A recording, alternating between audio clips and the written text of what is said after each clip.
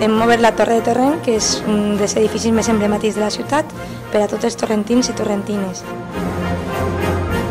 L'exposició que estem realitzant així tracta sobre la història un poc de Torrent, dels hospitalaris, de com Jaume I en la carta de poblament li va regalar als hospitalaris viles i camps, que és el que conforma avui la ciutat de Torrent. Estan venint xiquets des de les 9:30 del matí.